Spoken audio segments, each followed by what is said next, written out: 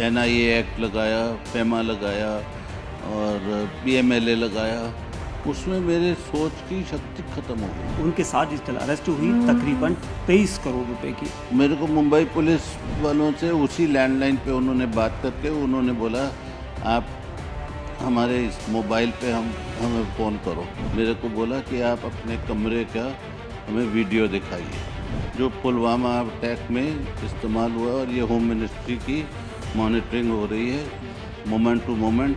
और बोला कि आपके सारे एसेट सीज हैं, आपका पासपोर्ट सीज है, आपकी फैमिली के सारे चीज़ें हैं, आप हमारी इजाज़त के बिना कुछ नहीं करें। मेरे अकाउंट में उस समय 14 लाख था, वो ट्रांसफ़र ले लिया। दिल्ली NCR में डिजिटल अरेस्ट के मामले बड़े हैं और इनमें सबसे ज़्यादा शिकार होते हैं वो बुजुर्ग जो घरों में अकेले रहते हैं, और इसीलिए डिजिटल अपराधियों की नज़र इन पर रहती है। दक्षिण दिल्ली के गुलमोहर पार्क में नरेश मल्होत्रा हैं जो पूर्व बैंकर रहे हैं, उनके साथ डिजिटल अरेस्ट हुई तकरीबन 23 करोड़ रुपए की। हमारे साथ है बात करने के लिए। सर, कैसे आप एक बैंकर होने के नाते इस ट्रैप में आ गए? बेसिकली ऐसा थ्रेट किया गया, ऐसा घेरे में लेके आ गए कि उसके आगे जो इन लोगों ने मेरे ऊपर सेक्शंस डाले, जो इन लोगों ने मेरे ऊपर धाराएं लगाई, नेशनल NIA एक्ट लगाया, FEMA लगाया और PMLA लगाया, उसमें मेरे सोच की शक्ति खत्म हो गई थी। उन्होंने आप तो अस्पताल से आए थे, आपके पैर का इलाज हुआ था जुलाई में, सर्जरी हुई है। और अभी भी पहला कॉल कब आया आपको? 1 अगस्त को, 1 अगस्त 2025। और मैं अस्पताल से आया हूँ 5 जुलाई को। मेरी सर्जरी हुई थी और मेरी नी रिप्लेसमेंट का है।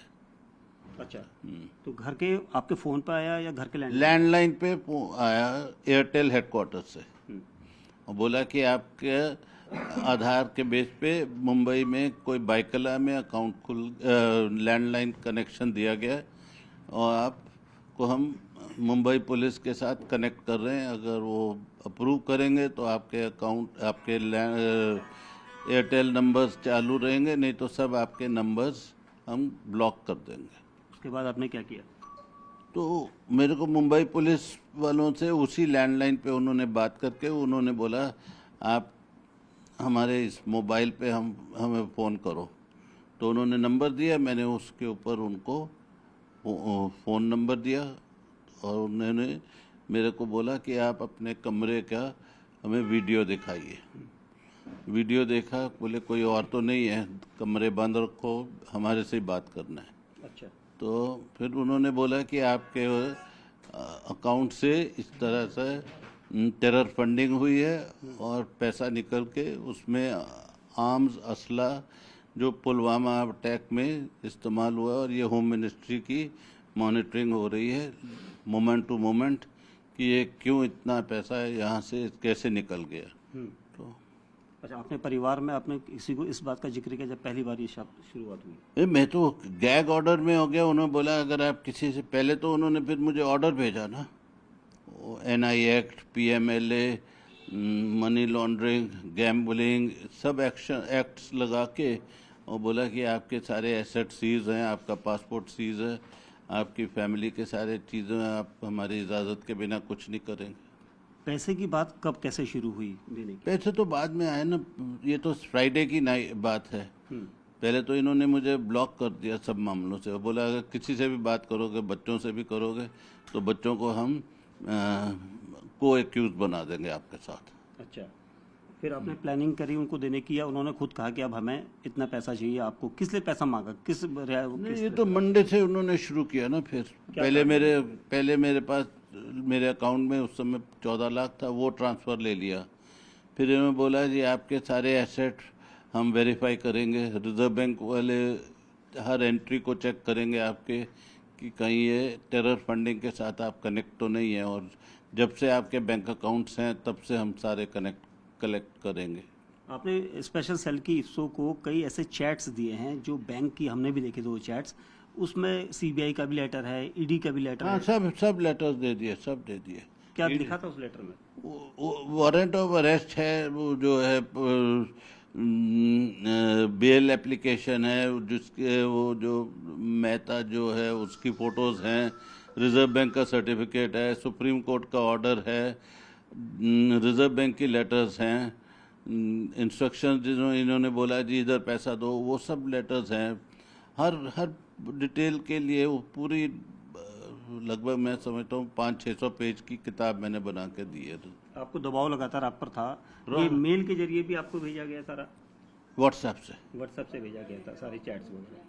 सर फिर उसके बाद आपने, क्योंकि पैसा इतनी बड़ी रकम तो आपके पास थी नहीं, क्योंकि 22 करोड़ 90 लाख 92 लाख आपने उनको ट्रांसफ़र करे हैं, कैसे कैसे वो हो रहा था अमाउंट? तो मैं तो अपने इक्विटी शेयर्स बेच के दिए ना इनको, वो मेरे खाते में आते थे, फिर मैं इनको ये मुझे बताते थे इधर आरटीजीएस करो, इधर आरटीजीएस करो। कितने दिन आप डिजिटल अरेस्ट रहे? 1 अगस्त से लेके 19 सितंबर तक। 19 सितंबर तक लगातार। उस बीच में परिवार के लोग या आप बाहर भी जाते थे, बैंक भी आप जाते? मेरे को अगर मैं बाहर जाता था तो मेरे को ये परमिशन देते थे कि आप इधर जाइए। कई बार मुझे बोलते थे नहीं जा सकते, हमारे घर की शादी थी, बोले वहाँ नहीं जाएंगे पूरा दिन के लिए, केवल शाम को इतनी देर के लिए जाएंगे।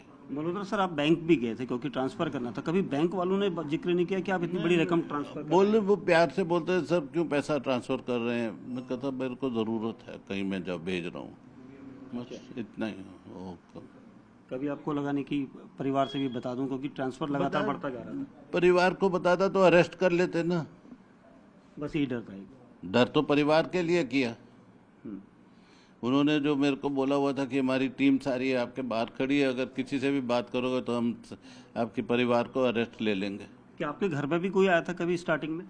कोई नहीं आया घर। कोई नहीं आया। आपके फ़ोन डिटेल्स सारी उनके पास थी? हाँ, सब डिटेल्स। सर ये बताइए कि कैसे इसका खात्मा हुआ, मतलब 22 करोड़ 90 लाख आपसे ले लिए, उसके बाद उन्होंने आगे की अमाउंट क्यों नहीं मांगी, कैसे छूटे?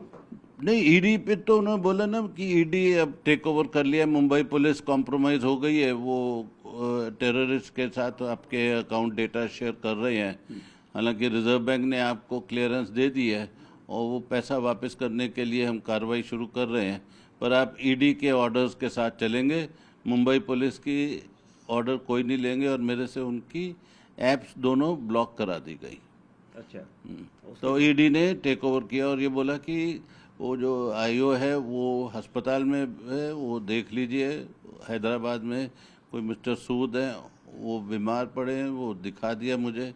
और जो दूसरा है प्रदीप सावंत, वो उसको हटा दिया गया क्योंकि वो टेररिस्ट के साथ अकाउंट डेटा शेयर कर रहा है। फिर अपने आप उनका कॉल आना बंद हो गया या कोई? नहीं, वो तो 15-16 से ईडी वालों ने टेक ओवर कर लिया, अपनी इंस्ट्रक्शन देनी शुरू कर दी और बोला आपको 5 करोड़ का डिपॉजिट देना पड़ेगा ताकि हम आपका पैसा रिजर्व बैंक से जो 23 करोड़ है वो रिफंड कर दें। वो लेटर भी दिया था आपको? हाँ दिए ना, वो सब लेटर दिए। कि श्योरिटी भी दे दी गई थी आपको? बोल कि आपको एक सिक्योरिटी डिपॉजिट देनी पड़ेगी 5 करोड़ की, वो रिजर्व बैंक के नाम से रखेंगे या सुप्रीम कोर्ट का ऑर्डर दिया उन्होंने। सर एक सवाल ये कि बैंक, आप पूर्व बैंकर भी रहे हैं, बैंक की कितनी लापरवाही इसमें नजर आती, क्योंकि बैंक को सारा कुछ पता होता है कि इतनी बड़ी अमाउंट जा रही है? मेरे हिसाब से कलेक्टिंग बैंक्स की सबसे ज़्यादा जिम्मेदारी है जो रिसीव कर रहे हैं, क्योंकि ये they are entitled to collect only money which is due to their constituents. इन लोगों ने केवाईसी कंप्लीट नहीं, ठीक नहीं होती, और ये पैसा उसमें बटोर के ये आगे भेज दे जाते हैं। तो मेरे हिसाब से जो कलेक्टिंग बैंक है ये केवाईसी कंप्लाइंट नहीं होता। कस्टमर इनके, अगर आप आरबीआई का रूल देखें तो केवाईसी में customer has to be identified by the bank. ना तो बैंक कस्टमर को देखता है, ना कस्टमर बैंक को देखता है। ये डीएसए होते हैं, वो बाहर से ही फर्जी डॉक्यूमेंट उठा के वेरीफाई करके और अकाउंट खुलवा देते हैं। सर आखिरी सवाल मेरा कि आप बुजुर्ग हैं और इस वक्त बुजुर्गों के साथ सैकड़ों मामले आ रहे हैं डिजिटल अरेस्ट के, क्या कहना चाहेंगे, किस तरह की? कुछ नहीं, मैं क्या कहूँगा, मैं तो खुद ही फंसा हूँ। मैं क्या बोलूँगा बुजुर्गों को? कोई अलर्ट, कोई सतर्क? मैं क्या बोलूँगा, ये तो आप लोग करोगे, मैं किसको अलर्ट। शुक्रिया बात करने के लिए। कैमरामैन विशाल के साथ दीपक बिस्ट, न्यूज़ 18 इंडिया, दिल्ली।